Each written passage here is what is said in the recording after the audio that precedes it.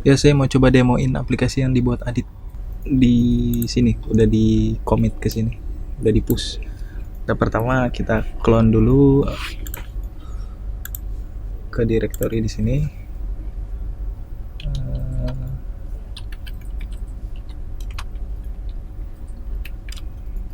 Pakai git clone shift insert atau bisa klik kanan paste. Oke, kita enter. Nah, di sini muncul ya foldernya. Isinya adalah sama persis dengan yang ada di sini. Kemudian kita udah install Node.js. Di sini saya pakai yang 32 bit. Kita install karena di sini saya udah install. Kita anggap di sini udah. Maka kita bisa ke directory yang ini.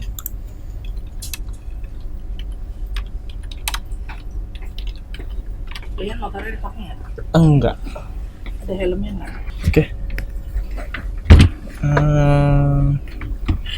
Sekarang kita coba di sini.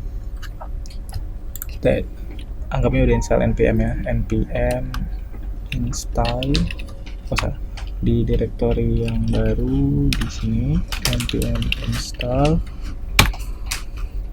di sini lah.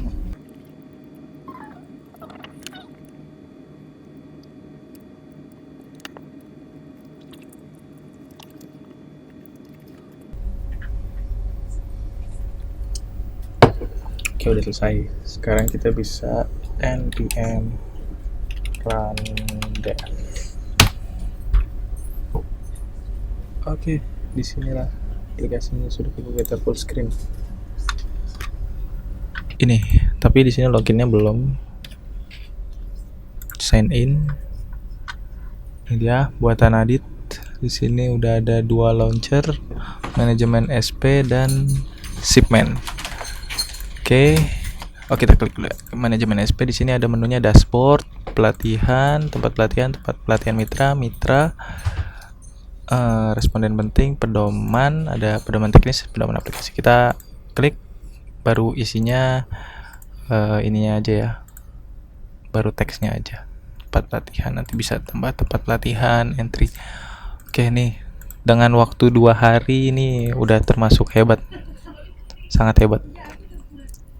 Oke, kita coba pedoman teknis. Oh, masih belum halamannya.